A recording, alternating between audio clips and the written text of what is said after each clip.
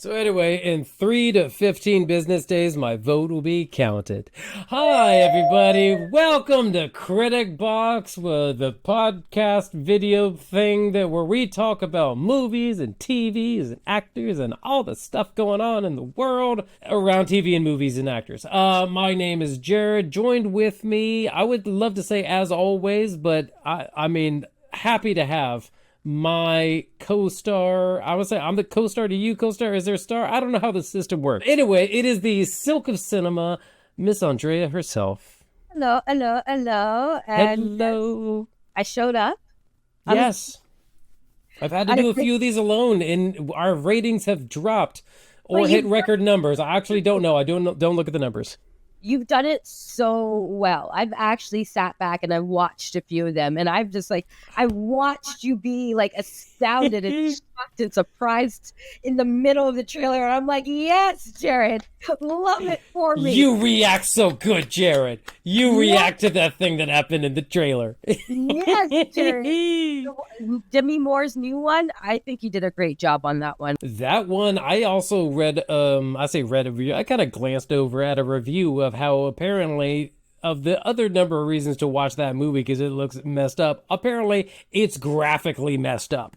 There's some stuff that happens, but they weren't saying oh no, this is offensive. It was more like something weird happens, and they're like, uh-oh, are viewers ready for this? Which makes me want to watch it more. So yeah, excited about that.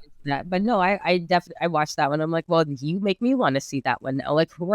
Where am I? And then I actually got kind of jealous because I'm like, why can't I be there recording these with you? And Can I ask?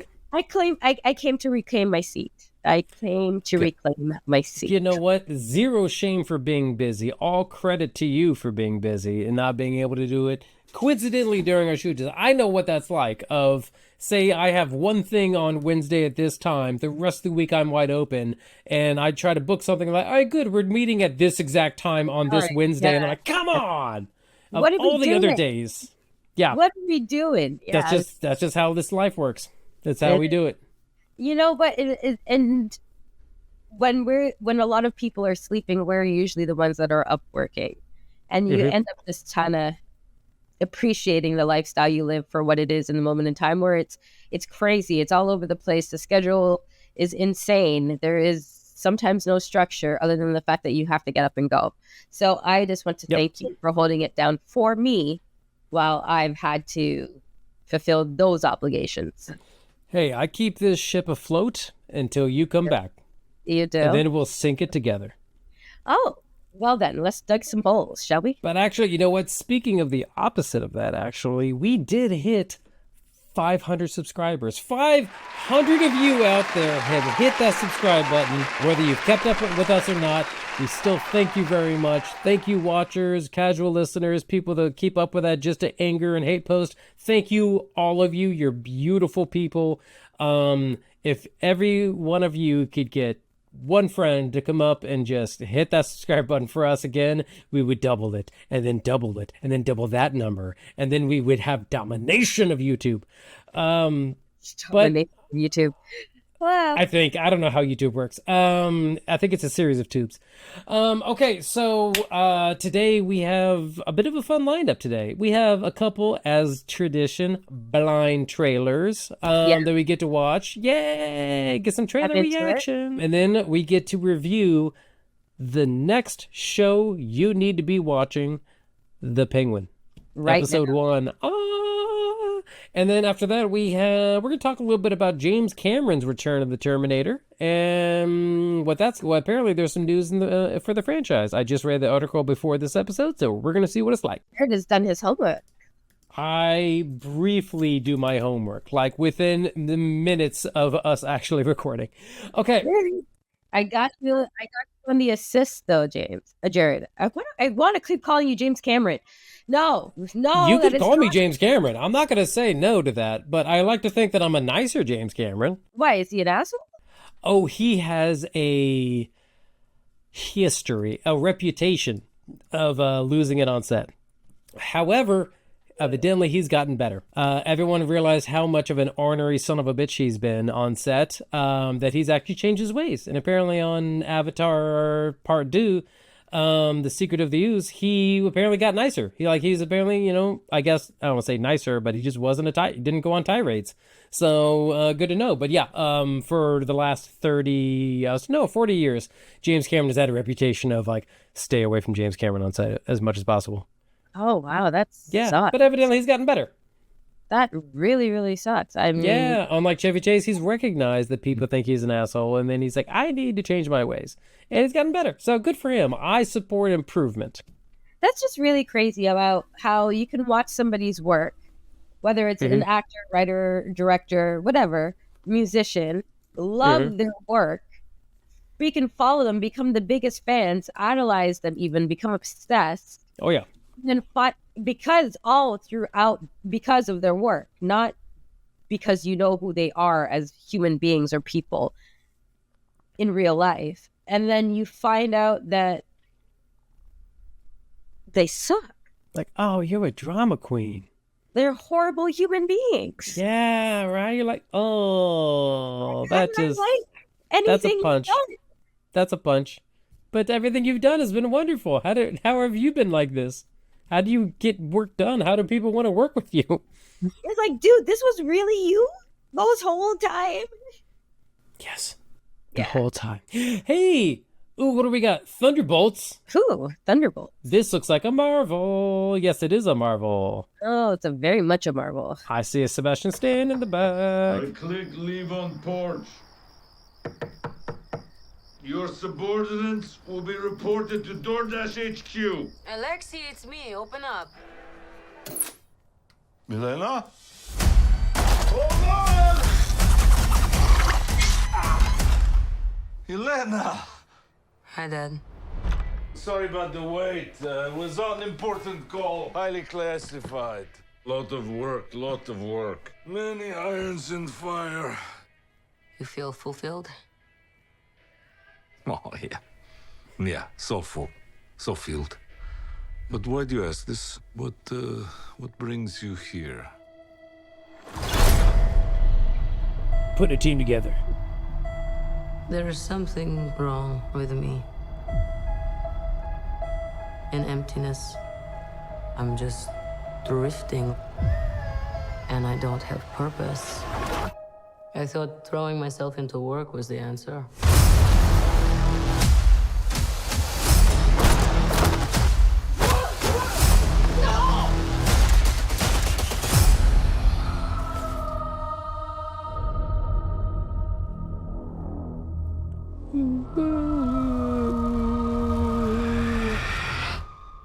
With your feet on the air, your head on the ground. Try to stay and spin. Yeah.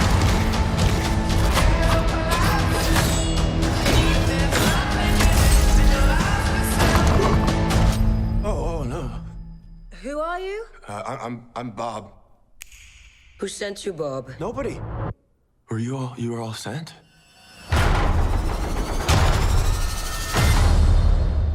Everyone here has done bad things. Shadow ops. Robbing government labs. Contract kills. Yeah, so? So, someone wants us gone.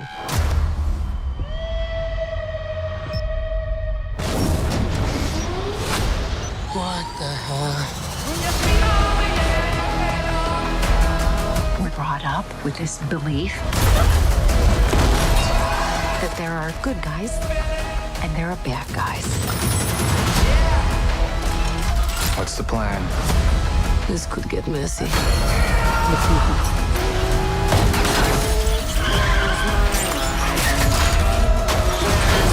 But eventually, you come to realize that there are bad guys and there are worse guys and nothing else. Look at you. So adorable.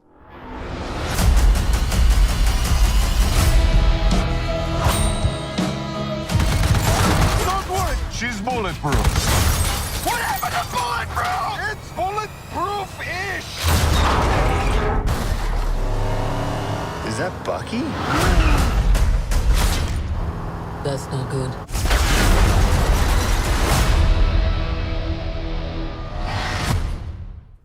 Ooh. Okay. Okay. I'm a Marvel fan. Yep. I die hard, I ride hard for Marvel Studios. Yep. And as just I was about to give this movie commendation and Okay. Marvel Studios for finally moving away from the Avengers, here we are with Bucky. Here we are with a guy that looks like Captain America in the uniform. I want to like this. I like the fact that they've explored the villain trope, and I think we were talking about this a few months ago, like how great it is to have. Actually, it wasn't a few months ago. It was like last month, where how great it is to have the main character of the film being the anti-hero, someone who is against the establishment. So I like that. The anti-heroes. Right. The anti-heroes. I like that premise, but they couldn't let Bucky rest? I mean, I want to see it because the main lead female, she interests me a lot. I love her look, I love her style, I love how grounded she is. But I'm just saying, Bucky could have chilled, you could have just gave me a whole new set of people and be like, here are the Thunderbolts without Avengers adjacent. Well, let me speak to that in the way of I need more Sebastian Stan in my life. I can't wait for The Apprentice to come out to watch that movie. To see his little diversity for him, seeing a little range out of that one. But I'm also a huge fan of The Winter Soldier. Like, that was one of, like, if you're going to talk about the 10 to 15 movies that were made out of there, Captain America, Winter Soldier is one of the top. Hands down, it just told a great story. I wish they kissed at the end, but it's fine. All right, we can't have everything. The vibes I'm getting from this movie is a Marvel Suicide Squad.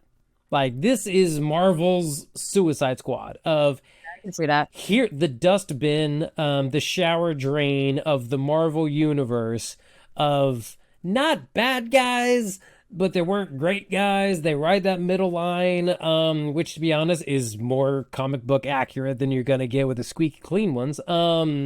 But they're the darker side of the good guys. And if you were like me and had the unfortunate 2.5 hours of watching the final Black Widow movie, you're going to get a couple of these people. You're going to get Florence Pugh, who I guess is the new Black Widow. You also got David Harbour, who's playing Alexei Shostakova, basically Russian Captain America. Pugh? What'd I say? You said Pugh. Pugh. I said Pew, and then at the end because I wasn't sure which one. Anyway, so yeah, you're gonna see a couple of those people and why they exist and who they are. A couple of these other new guys, a guy playing Sentry, which Sentry is just a guy that keeps popping up randomly in Marvel Comics. You're like, who the fuck are you? He's never really, he doesn't have a whole lot of standout on his own, but he just makes appearances here and there, and that's what he's going to be doing in this one. And that's what I'm curious about this one, of like, what do we do with this handful of the extra superheroes, since everyone's sick of all the big superheroes and we can't afford them anymore or don't want to pay them anymore. But we still have some good actors who got stuck with, let's just say, the B-list superhero roles in the bigger movies. But like, how about we make them stand out and be the A-list in this, in this new franchise? Sure. Why not? Let's see it. Let's try it out. Marvel's going to take a darker road. See, now that you've said that this is Marvel's version of the Suicide Squad, I'm just the vibe I'm getting, yeah. The vibe. I mean, I'm just like, okay, fine. I don't know. I want to like this one, but I'm just not sure if I can. I'm just not sure if it's going to give me anything different than I've already seen from Marvel. If it's going to be different, I get the impression, this is just me speculating here, but I think it's going to be that's what this is. Suicide Squad, because the Suicide Squad was very the characters were very cartoonish. They were off on a bender. They were on the fringe, but they were also very cartoonish and very over the top. This Thunderbolts is giving me a lot more grounded personas, which I'm looking forward to. It's just I'm really seriously skeptical if the story is going to give me anything different than what I've already seen from either DC or Marvel in this particular space. I mean, you can't really top Thanos as a villain. Okay, you can't top Thanos as an anti-hero. You can't. You cannot. I mean, it's just impossible. The way everything led to him, he was the consistent throughout the whole thing, and then now it's like, where do we go here, Marvel? You're done. What do we do? Right. Like, what do we have? This next guy like stopping bank robbers and shit? Like, what are we supposed to do here? That's what they've reached the pinnacle of villain. So okay, fine, let's go to the anti-hero trope. But what I hope that the story is really whatever is after them, the entity that is after them that locked them up in that room together. Yeah. I hope it's more than just, a firm or a company who wants to do science experiments on them, or that the individual characters, they're as interesting as the lead female character, and it makes me want to watch for that. I just don't know what more Marvel Studios can offer audiences in this particular space. Yeah, I mean, is this going to be a straight to streaming situation? Probably. I mean, am I going to go to see this in theaters? I've been hurt too much. But I mean, can't wait for streaming. That's when I'll catch up on this. That's where I get. I've caught up on how many Marvel movies now just by the streaming, just because I'm just like, I'm not going to spend $13 to $35 to go see this thing anymore. I'm sorry, guys. Y'all peaked. I'm not going to see you on the back nine like your movies. Come on. I don't want to say they peaked, but I'm just saying, But, I mean, this was star-studded cast that I'm seeing already from this. I mean, other than the obvious ones, there's obviously a Harrison Ford somewhere. You got the Julie Louis-Dreyfus, Rachel Weisz, Ayo Edebiri, Lawrence Fishburne, Daniel Brühl. I said his name right. You got some big names in this one. And it might just be like people that wanted to get into the other movies but couldn't, but then now they get into this one. So they're like, yeah, let's have some fun. I want to know who is after them, and why. If it's the same old, I want to do experiments on you. If it's the same old, I need you to work for me and go become a mercenary, I'm just like, okay. Loose ends from the Captain America serum that we need to tie off or whatever. Where it's like, oh God, come on. It's story, it's plot for this one, and I have great hopes for the Thunderbolts. But I'm cautiously skeptical. Will I go see it in the theater? Maybe. I have to see more from it. I got to be convinced, right? I do. In a sense. I mean, Lawrence Fishburne, I love him. Julia Louis-Dreyfus, I so salivate at anything she's in. Can she save this freak? Does she get enough screen time to be like, okay, it's worth it? She gets to pop in for a hot 2 seconds. Yeah, I mean, Ayo Edebiri, I love her and everything she's done. I haven't watched The Bear yet, but it's on the list. That's fine. It's fine. Recommend. I watched clips of The Bear. Oh, that's good enough. Yeah, you got the whole gist then. Yeah, that's fine. Okay, so that is Thunderbolts coming out next summer. So forget about it. So we have time for the build-up. We got time. You can go ahead and long forget about it. They'll remind you when it comes back up. So trust me, Will. It's Marvel. They'll remind you. Huge, I tell you that. All right, next trailer. What do we got? Crazy how? Oh, yes. Are you familiar? We did a blind react to this one before. I think this is another follow-up one. Okay, I wasn't there for that, but all right, let's go. Maybe I accidentally did it. Oh, this is new. Why the hell did I see it then? Did I see it? Is it anything real? Anyway, play before I get in my head. I'm seeing that sweater though. Okay. Mm-hmm.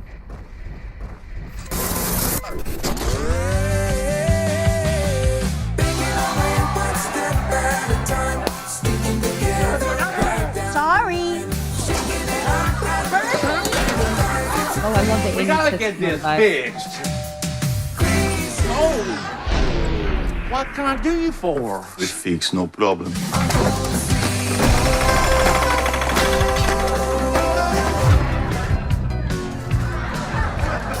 This is not what I wanted. We stopped water. That's great, but make it stop. Kill them all. It has laurels. I tried to be a good Christian. Now get out of my house! Forgive me for what I'm about to do. Dad, is this normal?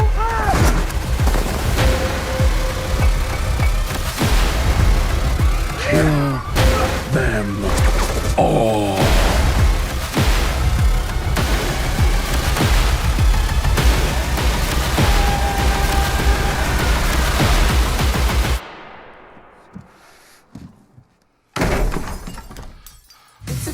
Crazy House is taped in front of a live studio audience.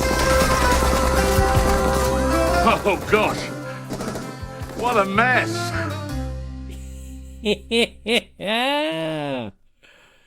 Crazy house. Yeah, okay. Uh-huh. Okay. And I think this is the reaction that they wanted us to have. Mm-hmm. I liked it at first. Yep. That 80s sitcom vibe, the wholesomeness, the purity of it all. I was just like, yeah, okay, I get it. Mm-hmm. It's quirky. It was offbeat.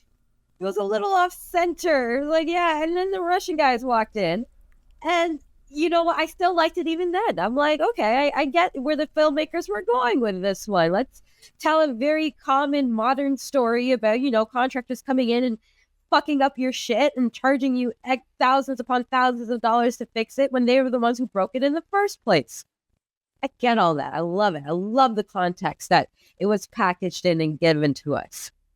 Where I don't understand, however, still interested in watching, is all the religious craziness that went on after. Like, did I see Nick Frost crucified?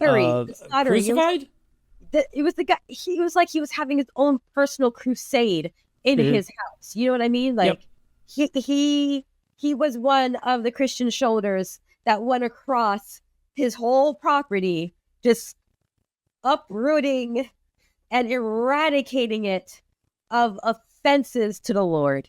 That was kind of much, but I still want to see it. Curious as hell, right? Curious as hell where that went, where it's going. I mean, I'm a big Nick Frost fan.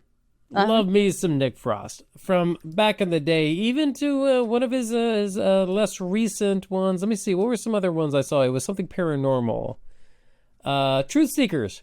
Yeah, that was fun. Truth Seekers. It came out 2020. Got buried very quickly, but that was a fun little show that he did. I just like Nick Frost. This one is kind of paranormal. It's kind of, it's got something. It's verging on. It's either. I mean, there has to. It was at Sundance and it did well at Sundance. So I mean, it has the laurels that tell you that hey, it's worth. Whenever you see something with laurels, it's been approved. You're in those laurels. It's Sundance applicable. Anyway, so it went to Sundance and it sold. Yeah. So there must be something about it other than straight up madness, insanity, craziness, religious name and murder. With Alicia Silverstone. Whatever they were trying to tell you with that second half of the film there, there has to be something more to it in order for it to interest people and grab the attention of distributors and sales buyers at Sundance. Like, I want to say there's something deeper in that whole second act.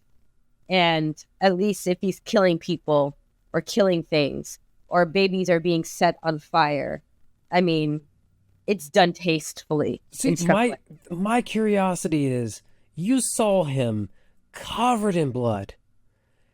He didn't. and then you just see the other three, like the three Russian guys, and then you're like, none of them are covered in blood. Where did that first blood come from? Like, he didn't. I mean, his wife. the other family. I don't know. You know. Dare I say the wife?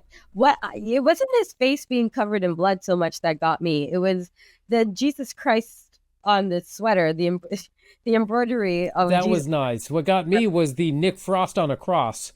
What I look like, it looked like to me, he had his right hand with the nail in it, and he bitch slapped somebody. And I want to watch just to see that. Like, what was that? I want to see that. Show me that shot. I don't know. I think it's one of those. I think it's one of those off-kilter independent films that is probably going to do better than we think because it doesn't subscribe to the normal. It doesn't subscribe to the norms. Period. Because when was the last time you've ever seen a story of someone being that religious, but also yet being sacrilegious at the same time? Well, it might be one of those movies that you're like, okay, the whole plot here or there, you know, this and that, but it's like a certain number of shots that you will always keep in your brain and you will reference it. Like, I want to do this shot. Oh, like Crazy House? Yeah, like that shot in Crazy House.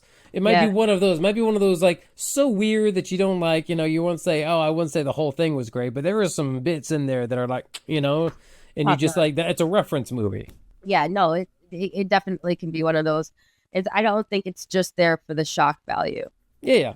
The shock value is not really doing anything in this industry because, you know, we're all dead inside. It was trending. Do you know how hard it is to shock an average person nowadays? We are so desensitized to it. So like, much. Oh, really? You got to try real hard to be different from real world, you know? It's exhausting. What are you trying to do here? Like, was I supposed to raise an eyebrow? Yeah, right? Okay, yeah, a bunch of people just got killed. And? I see that on Twitter every day. You know? No, it takes a lot to get this thing pumping. X, not Twitter, X. No, it's Twitter. I don't care. It's Twitter. Okay, Crazy House coming out this year or already is out. Not sure. Crazy House starring Nick Frost and Alicia Silverstone. Into it. Yeah. All right, next trailer. We got a trailer now. We got a Gladiator Part 2. This is not where I thought producers were going to go today. Our producers are huge fanboys of Gladiator. It is an art, choosing gladiators. They're usually prisoners of war. I claim this city for the glory of Rome. You have something in you. Rage. Never let it go. It will carry you to greatness. I own you now. But whose head could I give you to satisfy your fury? The general will do. Rome has taken everything from me. But I will have my vengeance. There is plenty of pain waiting for you in the next life. I don't know why you are so greedy for it in this one. Your Majesties. This is your gladiator. It is. I have the trust of the emperors. It will clear my path to the throne. You will be my instrument. I will never be your instrument in this life or the next. Lucius, take your father's strength. His name was Maximus, and I see him in you. Most fighters won't survive. You must help him. Strength and honor! I don't fight for power.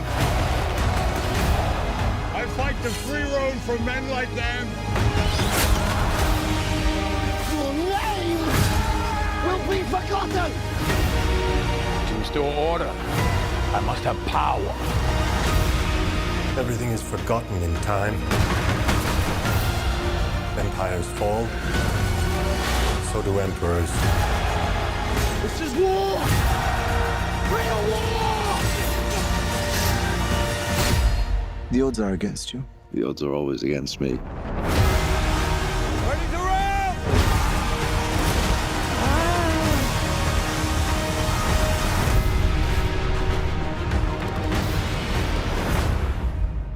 Gladiator. I'm applauding. Part 2. The search for Curly's gold. I'm already applauding. Yes. Okay. I'm just going to just put this out here first and foremost. I am so happy that they're like, let's be Coliseum focused. Let's talk about all the other cool shit that they used to do during gladiatorial games. I'm talking about the other animals they had to fight. We got rhinos, we got baboons. I mean, in the first one, you got lions, that's obvious. And then we got naval battles. Hell yes, we're like, let's show you all the Coliseum cool shit. That CGI monkey had me going, man. I was That like, looked like a messed up baboon. That looked like a dirty baboon. No, okay, so when the first Gladiator came out, it made me an instant fan of Russell Crowe. Yeah, that was everybody. That was Russell Crowe's like stamp, like welcome to Hollywood. When I first saw it, I loved it. I'm like, I love Russell Crowe. And the thing is, the actual Romans, when you learned about them in history, it was a vast and very successful empire in a lot of ways, but they weren't good people, and that's just because, and that's part of the reason why they became such a massive empire is because they treated humanity very poorly, very. Oh yeah, a lot of people suffered. Right. However, I like watching movies about people that. ain't here no more because of Rome. Mm-hmm. Right. But I like watching movies about that era. I love the costume. Oh yeah. I love the set design. It's fascinating as fuck. I love the choice of props, the choice of wardrobe. When you're doing a movie about Roman times or the Roman era, you have to be very specific in what you choose, not just what the script. The script can be somewhat modern because that was the beauty of the Romans. Yes, because so much of Rome was like, I mean, yeah, assholes, but they got shit done, and look, it was beautiful. You know, it's the setting. I'm not asking for Latin. I'm like, they didn't speak English, they spoke Latin. I'm not gonna whatever. Even Ridley Scott has been like, are you gonna be a little bit more historically accurate with this one? And Ridley Scott's like, fuck no, this is a story. Let's have fun. And like he's going with just like the classic Hollywood, like, look, we're gonna give you some Roman themes, sure, maybe a couple facts we'll get right, but let's just tell a cool story. And like that's what this is, and it's. I mean, it may not be accurate, obviously. Really, I'm not gonna shove my glasses up at this, whatever. Like, all right, let's give some Roman era fun. It's all beautiful and well done. It's very beautiful. It has the look, and I feel like the story is going to be compelling just because, like, it's going to be one of intrigue and betrayal and backstabbery and political agendas, and I love that. And especially when Denzel does it. I mean, anything Denzel does, I'm like, damn, Denzel. Or his son. I'll take my. Got it. I want to see what his daughter does on stage. I'm about to go to London just so I can watch her do theater. However, I feel like the story is like Ridley Scott said, yeah, I'm going to tell a really cool story. At the end of the day, it's going to look good. Of course, it's going to look good because we have the budget for it to look good. But it's a gladiator film. I'm not going to make this shit look ugly. You're right. But at the end of the day, I'm just going to tell a really good story, and I'm going to use some CGI animals to do it. I'm going to do a naval battle on a green screen sea, and I'm going to use all the filmmaking tricks I have up my sleeve to enhance this really cool story that I'm telling that could be very well suited to the Roman era or kind of tweaked a little bit and told about the political climate today. So give me some allegories in this, you know? I mean, because I think it was the Emperor Caracalla. I mean, he gives you Caligula vibes. I mean, he's Caracalla, so obviously different emperor, but like if we're talking, there's a lot of eras in Rome where you could be like, yeah, they were shitty emperors, and that's why Rome kind of fell. So this could be just one of those like, hey, this was Rome on the back half when they started getting real decadent and like started killing people they should have been killing, and or they're running out of people because they're killing too many people. And it's like, give me one of these. Yeah, we're just like one of those just decadent emperors. They were always doing that. That's the reason. They were always doing that. Some of them were like, hey guys, we need to actually do some legislative stuff and get some stuff done. And then the next one to come in after that and be like, parties. That's the reason why they always felt like they had to go out and conquer new lands, because they killed so many people that they were never able to carry a stable population within the area of Rome itself. That's why they had to travel abroad so much and figure out ways to barbarically govern new land. Bring us new resources. Yep, pretty much. They were killing people they shouldn't have been killing from the get. Like, stop. Mm-hmm.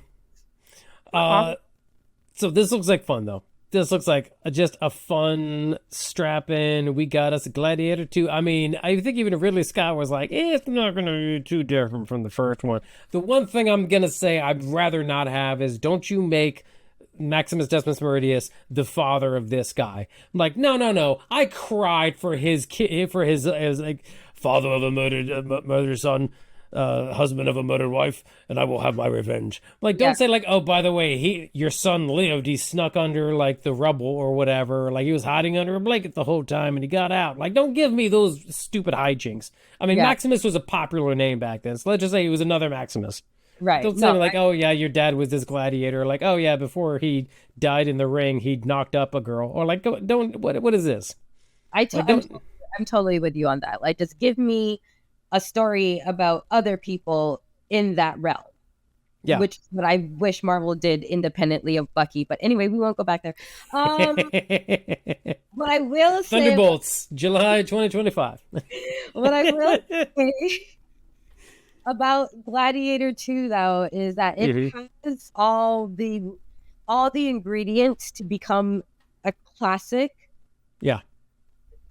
Like the original Gladiator was.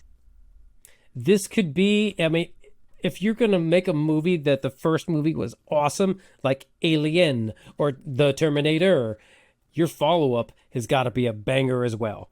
And I think this one, I was watching that trailer, I just immediately got the feeling inside of me, I'm going to be watching this film multiple times. And it's not just because of Denzel, even though I like it. I just think overall, this is going to be a quality offering from Ridley Scott, a quality film, good filmmaking. It's going to be like Hunger Games, The Mockingjay. No one expected it to be as good as it was, but overall, it got good. All the components were there to make it a really good film about I don't think Mockingjay was such a great story, but it was a really good film that was really well done and well executed. And I get the impression that Gladiator 2 is going to be one of those. It's going to be up there with that. It's going to be in that realm of films and movies to watch. Something you can always refer back to. Yeah, I'm excited for it. I'm sorry, we're being told by producers some more information that we need to say in live as we read this information. The son of Maximus, played by Russell Crowe in the first film, and not Lucius Verus the first, as he was made to believe his whole life. The revelation has major implications for both films, giving heightened meaning to all of the Maximus lore shown in promos for the sequel so far. Okay. Sure. I think that's what they wanted us to say. Okay, well, that's the thing. All right, Gladiator 2. All of a sudden, now you don't care. I'm like, they did that for you. So what? He is Maximus' son? Is that what it's saying? Is that what it means? Because that's just disappointing. Okay, so Maximus loved his wife, had sex with somebody else, produced this guy. Okay, sure. They just killed Jared's dream. Just, they just ripped his heart out. Like, what the hell? It's like, hey, guess what? You're a Skywalker, and you're a Skywalker. Everyone's a Skywalker. Half the Senate's a Skywalker. You all have the Force. And you're like, why do we need... There could be other people. Other people exist, and they could do things too. And now you know how I felt when they were like, yeah, Leia and Luke were brother and sister. Now you get it. Now you understand what my heart did. Okay. Yeah. All right. Fine. Yeah. Sure. Studios, let's not have a little bit of originality, but sure, let's just reap that. All right. That's fine. That's fine. Okay. They're rubbing it in. Cool. I'm down. Okay, so Gladiator 2, the new batch, coming out in November 22nd this year. Check it out. Gladiator 2. Just turn your brain off, have some fun. That's where we're going with these films now. I'll just let Jared breathe for a minute. His misconception.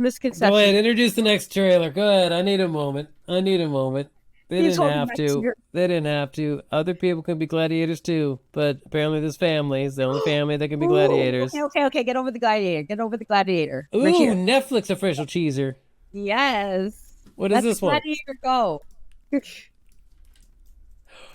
Woman of the Oh my Hour. God, where are we? What is this place? Anyway, I'm auditioning in a week. That's in the bag.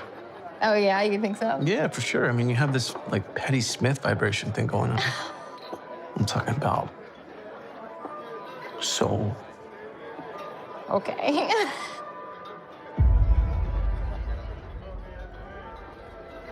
Sorry, I think that's good. That's good, I'm into that. He came from the sunset. How do you feel right now? Fine. He came from my soul. Excuse me, man. Can you give us another round?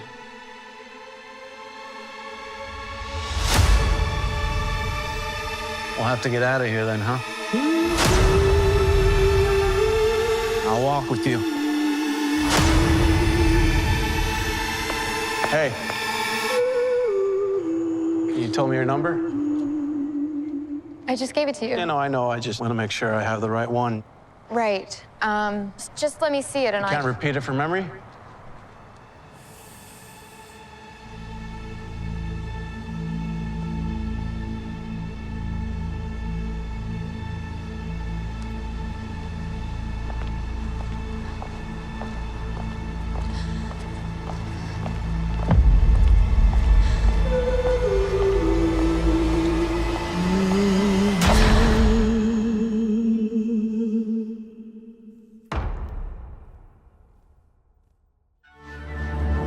Ooh. Yeah. That made you feel creepy. Yeah. That made you feel creeps. I've seen this trailer before, and the first time I saw it, I knew I was going to watch it. And watching it again just now, I had that same feeling of just danger. Like, it was palpable. It was off the screen. You could tell, like, whoever this guy is, he's morbid, or he thinks morbidly. And I want to see it, but I'm actually very scared as to where this movie is going to go. I think Anna Kendrick is probably one of the most underrated actresses of our time. Every role I've ever seen her do, she's extremely believable, and she nails it. Absolutely. It's just Step Up 2, Step Up 7, all of them. Pitch Perfect, like all of that. I was like, Pitch Perfect. Man, something that Pitch Perfect. Yeah. One that she did with Blake Lively is just like she's just really good at just emoting and knowing what to hold back in her characters. And this one is obviously very serious. It's something, it's a feeling that I think that any woman can relate to, whether they've experienced this type of scenario or not. Yeah. Just this feeling of being uncomfortable in somebody's presence and trying to duck and dodge and figure out a way to get out of it. And trying to not anger the other person Or as arouse. much as you're trying to get the hell away from them. Yes. And then the person keeps crossing like those boundaries it just throws you off your game. But the way he was doing it, the way this particular guy was doing it wasn't overly forceful. It wasn't like outrageously violent. It was just subtle little pushes, subtle little hints to say, something's a little off with me. I may be taking this a little bit more seriously than you are. I may be a little bit into you, or you're feeding my ego and something like it. It wasn't overt, it's just That's the scary. That's the scary. Oh, and this is based on a true serial story. killer Rodney Alcala. 1978. It happened. Oh yeah. Ooh, but yes. When movies dramatize true stories, you're just like, okay, you hope that they kept somewhat like close to the actual events of what happened and what took place. They don't veer too much off on the road of the imaginary. But this is one of those movies where if this is all accurate, I don't even need to watch it to feel like that thump in my chest, you know? Yeah. It makes me just hurt already. So if this is even accurate, like if you're like, you know what, we're just gonna keep it to the true story. This is what happened. We're not gonna add anything. We're not gonna put some frosting on the cake. We're just gonna serve you up the cake. This is what it is. And great acting.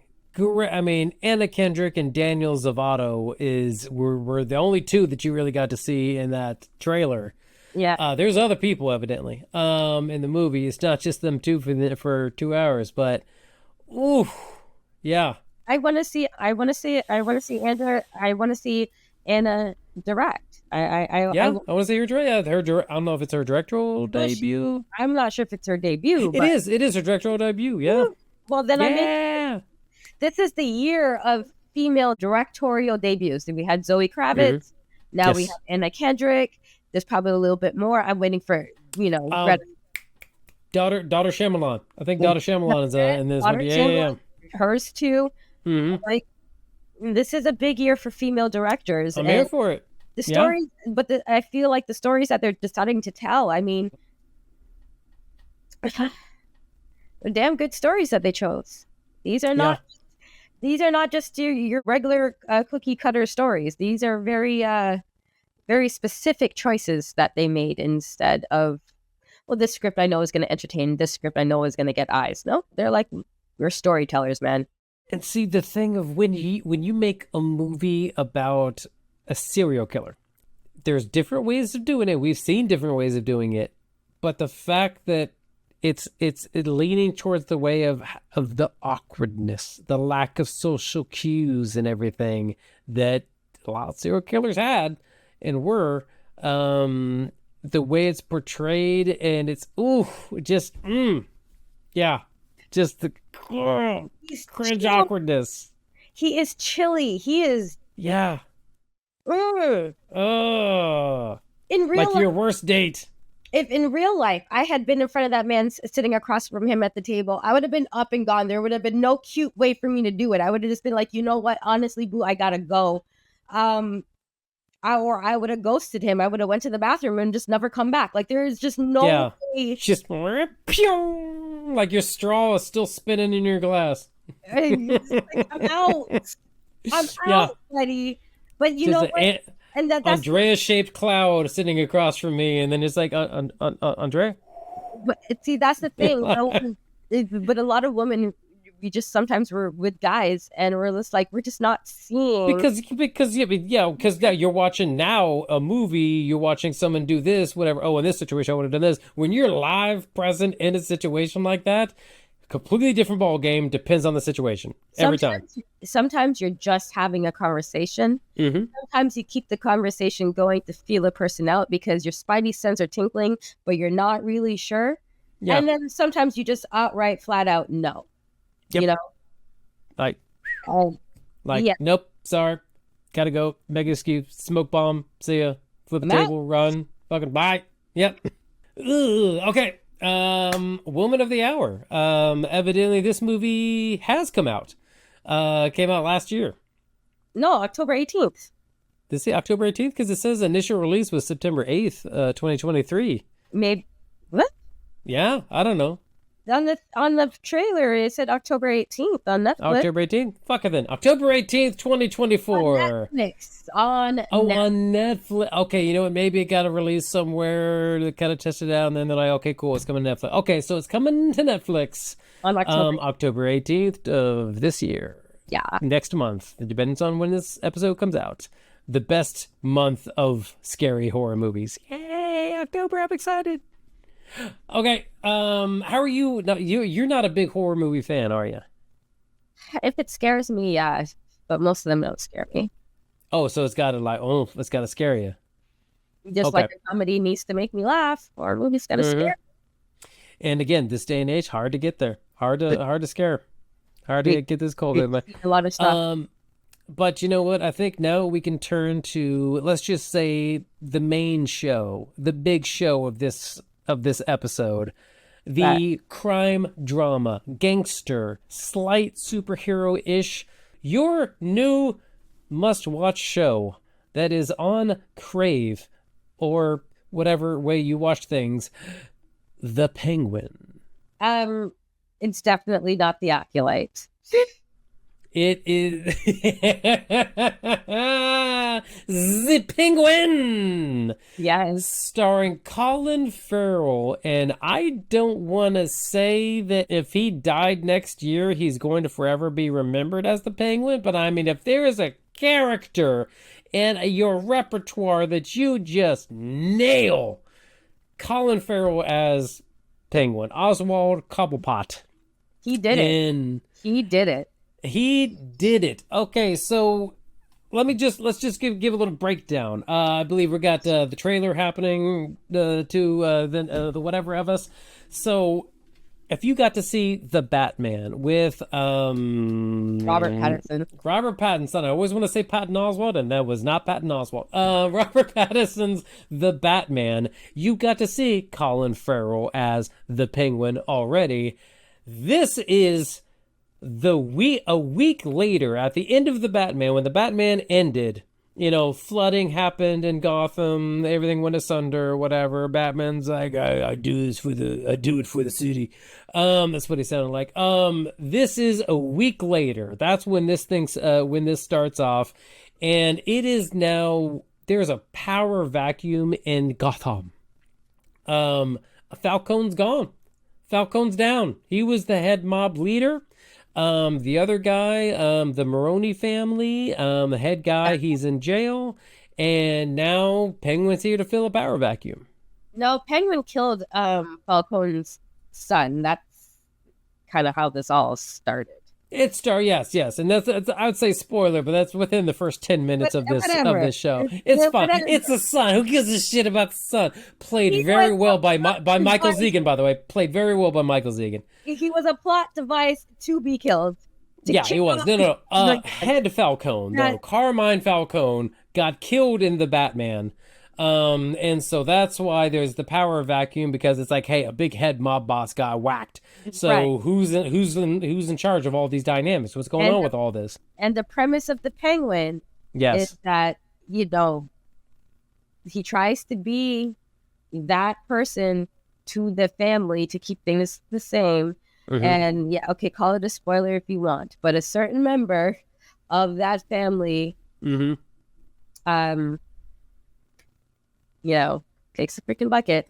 Won't tell you how. No. And then it starts off the chains of events that gives the Penguin his purpose in this iteration of Gotham. Yeah. And it's damn good. God, it's good. It is such the way he's portrayed, because in this book, the Penguin has a limp. He's got scars and shit. He is unassuming, and that is how Oswald Cobblepot previously, and this is mentioned in the first episode, that's how he survived. He gets shit done, but he's unassuming. Nobody sees him as a threat, and he says, keep my head down, take my licks, whatever, get the thing done, and then and whenever he's talking to the family or whatever, he's like, "Oh yes, yes, fam, absolutely, whatever you say, family." Well, very, very humble to them. But then whenever you see him with his boys, like because the Penguin is put in charge of this drug operation or drops, where it's just like this drug that's all over Gotham, and it's like they're producing this drug, it's drops, it gets you high and all that fun stuff. When he's with that crew, he's the best. Like the best boss you've ever had. He's like, "Hey, boss. Hey, Oswald, what's going on? Can we do this? Can we do this? Whatever. Oh, hey, Oswald's going to do this." People are running up and approaching him, talking to him, offering this or that, whatever. And he's shooting the shit with these people. Yeah, like, "Oh, did that really happen? Ah, it sucks. Here, make sure you get it." He's very friendly, very, like, approachable, whatever. But then when you get him in front of, like, the family or other big leaders, he's like, "All right, it's fine. It's, yeah, it's all right. Yeah, no, we ain't going to do that. We ain't going to do it." He's got to be a little more hard as nails. And to people who he views as below him, like, people that owe him money or people that are in his way, whatever, he's a tough son of a bitch. But when it's his crew, he's the best guy in the world. Okay, so yes, he does. So it's dynamics that he plays, and he plays it very well. The character in this Penguin comes off as a worker bee to the family. The thing is, he's really not. He is really not. He is on his grind. Oh my God. Just being around that family. But that would be a spoiler if I tell you about it. However, going back to Colin Farrell in this role particularly, I think he's always going to be remembered for this role. I can't not imagine the hours spent in the makeup chair. Oh my goodness. To achieve the look of this character. When he first came on screen, I swore he was Joaquin Phoenix, but he's not.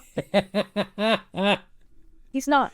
No. He's Colin Farrell, and he does such a good job at having the physicality of someone who lives that lifestyle with the family. You know what I mean?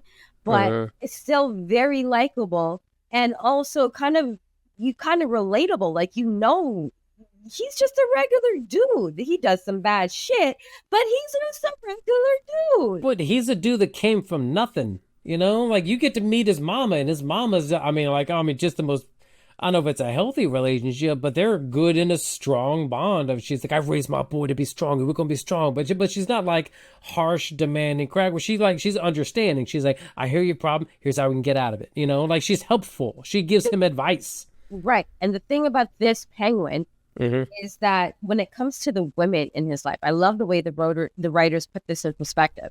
When it comes to the women in his life, like a lot of people that run that type of lifestyle, the women in his life are treated with the utmost care and respect for the most part. Yeah. Even when the character, the Penguin in the first episode, goes to see his lady friend and asks his lady friend for a favor, he's kind of sheepish. He's looking down. His voice is soft. He's not disrespectful. Not disrespectful at all. The lengths that he goes to protect his mother or to separate his mother from his lifestyle. Do you know what I mean? Like, you could tell that the writers really thought deeply about how this Penguin is going to be towards the woman in his life that he cares about. Now, the woman that he doesn't care about, you mind blown. Are we talking about Sophia Falcone, played by Kristen Milioti? Right. It's just the depth of thought and background and research and history and consideration that the writers gave this version of the Penguin. It's not just, this can be your little mobster gangster type TV show.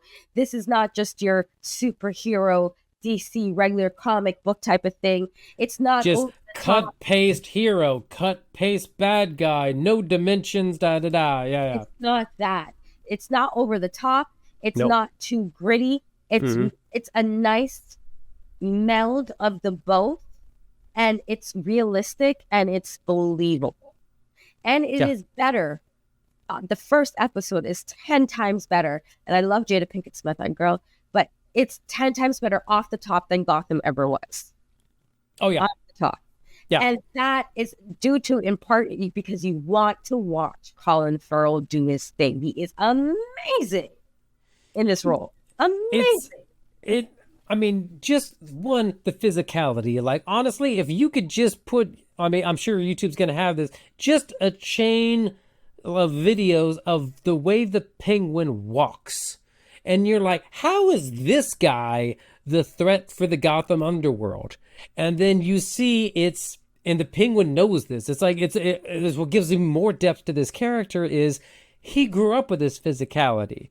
He grew up, I mean, the looks like scars happen over time, but he knows that he's strong one-on-one. He's not strong in a room, and so he has to use his brain. And he's a guy that knows when to use physical, and he has to be very selective when he does it, but mostly when to use your brain. The way this man does not get painted into a corner shows so much of what this character is like, the quick thinking on this man, and the dynamics that he's playing. It is a movie, it's a TV show about dynamics.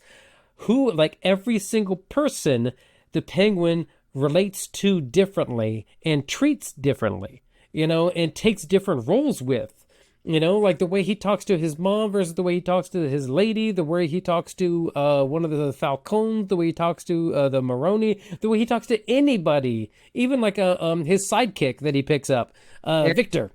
Yeah. The way he talks to his dynamic with him is different. The way he talks to his boys and the drug shop, is every single way, because he knows he's different to every single person, because every single person means differently to him. A threat, a promise, a resource, family, and he relates to them all differently, and he's smart enough to know when to switch on and when to switch, which dial to switch to depending on the situation he's in. He has been almost killed a couple times in this first episode, and he's penguin his way out of every situation, because honestly, and that is the comic book penguin. That's why you're like, how's this fucking goof troop make his way up there?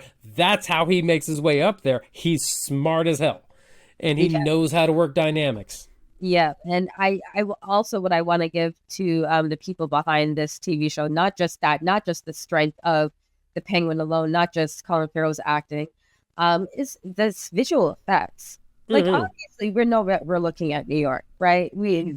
Or what looks to be New York. It could be. Gotham's always been gritty New York. But the visual effects are so subtle. Oh, yeah. It's dynamic, like you said.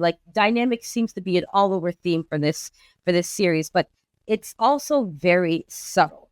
You have to know what you're looking at in order to actually be able to see those seams.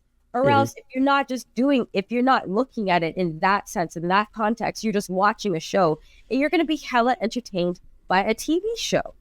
This is the first time I've actually been able to sit back and watch something. I forgot that we were going to talk about it.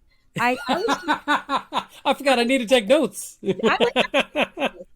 I'm into this. No, I literally had to scrub through the episode again right before we did this thing, because as I was watching, I was just like, I'm like, oh shit, yeah, that's right. I needed what was this part again? I have to refresh myself. It was good. Okay. Because you just get lost in it. Because it's that good. Because you want to continue watching it. Okay, but who played Victor? What's the actor's name that played Victor? His name is Renzi Feliz. Renzi Feliz. Okay, so I think once he settles into his role, he will get better at it. I was thinking the exact same thing. I thought, okay, I wasn't impressed with the character of Victor, but that's because Victor was trying to not die. And you're not going to be your best whenever you're struggling to live. Yeah. And I feel like you're going to get a little bit, Renzi's going to be able to settle more into him, whatever. 100% number one thing that just, whenever she was on scene, Kristen Milioti playing Sofia Falcone, every single, I'm just gonna look at you right in the camera, every single scene she's in, you were on bated breath of, is she gonna snap? Homegirl. Oh my goodness. And that is the way the penguin talk about dynamics, the penguin you could tell scared shitless about Sofia Falcone, because Sofia Falcone is playing arguably, she's a killer. She went to Arkham Asylum because she's a killer. She's the real villain. She's a villain. But then she holds it together. But then when she talks, she doesn't really blink that well. And she just strikes directly to you. So which is it going to be? Penguin? Like, oh my god, every line of dialogue she produces, you're just like, like I didn't want to move because I didn't want to offend her or set her off. You watch her because you know she's coming for you. But what's really she plays it so well. But what's really well done is that they are so smart in the way that they approach conflict in this series, because not only are they using incredible actors, but they go the circuitous route, which is kind of like maybe people who you think are gangsters would do, where they, instead of just coming straight at you on a situation, they ask you a couple questions first. They let you get settled. They let you start to feel comfortable. And then all of a sudden, it's bam, they hit you with something. It's just like, what you gonna do? What are you gonna say? Where is it to go right now? I just trapped you into a corner and you just lied in my face for 2 minutes. I let you lie to my face for 2 minutes because I wanted you to keep painting yourself into that corner, and then I got you. Here's the evidence of how I got you. Here's the second evidence how I got you. Here's the gun that says I got you. Right. But the thing is, it's like, it's done in such a way where you don't even, like the characters, the audience doesn't realize it's happening, because I think the people behind this series not only use the gangster lifestyle as inspiration, but they use politics as inspiration as well, because Steve Carell's in this, and the other gentleman from the House of Cards who played Francis's assistant, he is also in Michael this. Kelly. Michael Kelly. I can't wait for him. Oh, he was in the first episode though. But was he? I didn't notice him. Yes, he was. He's part of the family. I'm looking at a lot of these like faces, and I'm like, were you in the first episode? I didn't notice. But the thing is, like, you could tell that they were inspired by these two worlds in order to bring this world of the Penguin together. And it's really super smart. It's full of intrigue. It gives you suspense. You know the zinger is coming. You know that banger is coming, but you just don't know how it's coming, which makes it even all the more entertaining. It is honestly, I'm done. I'm done. So after I watched The Penguin, my wife hadn't seen The Batman, and I was like, well, you know what? If you want to see like the first time the Penguin's in there, let's watch it, whatever. And I'm just gonna skip over my wife's diatribe of why did I waste 3 hours of my life to watch yet another Batman movie. But she was like, but Colin Farrell's role was wonderful. And it's told differently in a different light, because the Batman was played in a very dark, gritty, episodic, like solving. What if Sherlock Holmes punched his way through mysteries? That was basically what the Batman was, and I loved it personally. But the thing about the Penguin is, it's shot with. It's one of those subtleties of like it's shot the way the Penguin would see it. It's shot gritty, down to earth, working man style of doing it. Of telling a story, because that's what it is. It's from the point of view of somebody that, if on the opposite end in the Batman, you're like, ha, screw that guy. But then now that you're watching him as the main character, you're like, I get it. Like, I get your side of it, the Penguin. I'm not against you. I mean, your methods seem rough, but they seem to work. And it's also gritty underworld. Who gives a shit, right? You can knock them out loud. Who cares? But it has heart in it too, because he's a person, and he also gets how other people had to come up from where they were too. Yeah. And the Penguin has heart, and it's just told well. A perspective needed. He will forever be known for this role. I mean, I've always said he's an incredible actor, but this truly have just fallen in love with him, or his work at least. Yeah. After watching this, and you're right. It's done with a lot of heart. And it's done with a lot of sincerity. And I don't know. I completely forgot about the Batman while watching it. Yeah, I forgot that I'm like, oh yeah, the Batman exists somewhere in that city. Like Bruce is somewhere in this. Like if I paused a frame, you'd see like a Wayne Tower, and like, oh yeah, there he is. Yeah, right. Yeah. Yeah, no, I give this series just the pilot. I don't like pilots. I don't like pilot episodes. I may end up liking the series later on, but I never usually like pilots. And when I do like a pilot, the series ends up consistently being good. And I really enjoyed this pilot. I think it's going to be great. And I just enjoy the acting, the subtlety, the world. I really am. The walk. Yeah, the walk. No, definitely the walk. The club foot with the gnarled. Yeah. Which my wife was like, webbed feet. I get So it. I'm just excited to see where the writers have decided to take this story, because you already know the first season's done, and they probably already are working on the second if they haven't finished it already. Look, HBO needs shows like this. HBO needs it. Yeah. Oh. Anyway. And the sucky part about it is we have to wait until this Sunday to get the second episode. Right. So and then it becomes every Sunday, and it gets more regular after that. But but we are going to watch episode 2, aren't we?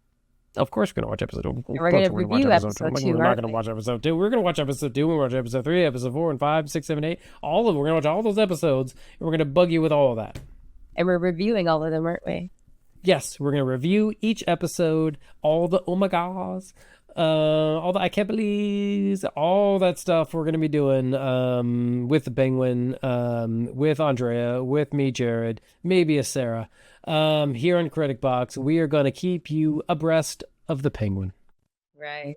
So they can watch it and either agree with us, disagree with us, and tell us why, or right? It could be months from now, series is finished, people are now finally like, I just wanted to wait for it all to end so I could watch it all in one swoop, whatever. Hi, everybody, welcome. We're watching it live. It's the end of September, and episode 1 has dropped, and episode 2 has not. So welcome. Let us know what you think after you watched it, whether it's now or months from now. Let us know what you think. The Penguin. I mean, Colin Farrell, like, this is going to be his role. We're time capsuling, so you can tell us. I mean, I love In Bruges. I love. It wasn't Freaky Friday. What was the Friday? The one where he was a vampire. I don't know. Oh, it's going to bother me. And there was that one. There's In Bruges. There's The Lobster. A lot of great Colin Farrell roles, but it's going to be the Penguin. You know what? I liked Colin in Miami Vice. Oh, yeah, he was good in Miami Vice. He's good at everything he does. Everything he does is Colin Farrell. He's wonderful. Okay. So moving on to the last topic of the night. Something that we just read this general article. Okay, so basically, this comes back to James Cameron, as he's known in España. James Cameron, the director of every freaking awesome movie that you can think of off the top of your head. That's him. He has said that the Terminator franchise basically needs an enema. And he's correct. What he said is the Terminator, then Terminator 2, just the best pinnacle up here.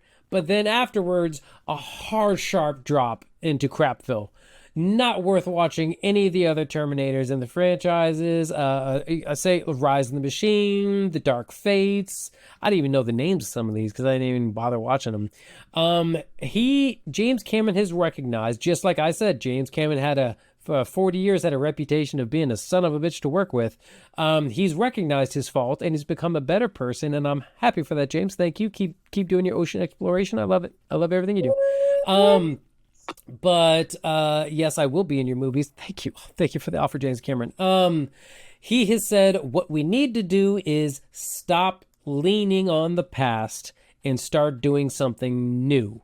So he is now going to stop bringing in old characters and old actors. He's going to stop with the consistent, like, okay, let's just do something like that affects time, and then next movie we're going to undo the thing we did with the previous thing, and da-da-da-da-da. It's going to be starting fresh, and it's going to be used. They're going to be using AI as a plot device, as in AI has robots taking over. Okay, so thank you for the breakdown of this, because I did not hear anything about this, and I'm quite frankly. Neither did I. I totally read it 10 minutes before it came on. Okay, I'm quite well. Thank you, because one of us had to do it, and it wasn't going to be me. I am quite frankly happy that I did not read anything about this, or I do not know anything about this, because it took me a full 45 seconds after you started in about the Terminator for me to remember that I did actually watch other later versions of the Terminator, and the whole no one even. The thing is, no one even forced me to watch these. Nobody. Yeah, there was not a requirement. It wasn't for the show. I was just watching them because they happened to come across my screen, and I was just like, "What? Where's the kid? Is he now? He's now a robot? Had he become a robot? Did he find another robot? Did they find him? Oh, he's Christian Bale now. Oh, I was so far gone with the convolution of what they were able to take with this one original storyline and flip it into past, future, present. I was just like, I'm done. It wasn't even. No, we all were. Every one of us were done. There was still an entertainment factor to watch them, but it wasn't like entertainment like, oh, I was really excited or I wanted to see this. It was entertainment like it was kind of like a sick thing where I just wanted to see where they were taking it this time. But did I really pay attention for the whole thing? No, because most of the time I caught it on streaming months, years after it came out. So the fact that they want to start with something new, thank you for even coming and admitting that this series, this franchise definitely needs a refresh. Yep. But also, I don't know, maybe just put it to bed. Yeah, maybe just be done. It's okay. You know what? I am going to say yes to that, but I will give James one more movie. I'll say, James Cameron, if you're going to be back at the helm, you're going to be doing a new thing. I know James Cameron. I trust James Cameron. He's very few of his films have been a letdown. That man knows how to make a blockbuster entertainment movie. Okay. I want to watch what he's got. Because let me read the whole quote. Let me read the whole quote for you. I could not tell you what James Cameron's voice is going to be like, so I'm going to do like Quentin Tarantino. Okay. This is the moment when you jettison everything that is specific to the past 40 years of Terminator. Okay? But you live by those principles. You get too inside and then you lose a new audience because the new audience cares much less about that stuff than you think you do. That's the danger, obviously, with Avatar as well. But I think we've proven that we have something for new audiences. You got powerless main characters, essentially, fighting for their lives, who get no support from existing power structures and have to circumvent them, but somehow maintain a moral compass. And then you throw AI into the mix. Those principles are sound principles for storytelling today, right? So I have no doubt that subsequent Terminator films will not only be possible, but they'll kick ass. But this is the moment where you jettison all the specific iconography. That was James Cameron, word for word. So basically, yeah, basically what he's saying is just like, throw all the old shit out. Let's bring something new in. Let's bring something fresh. Let's use AI as in, not like let's use AI to write it. Let's use AI as the problem.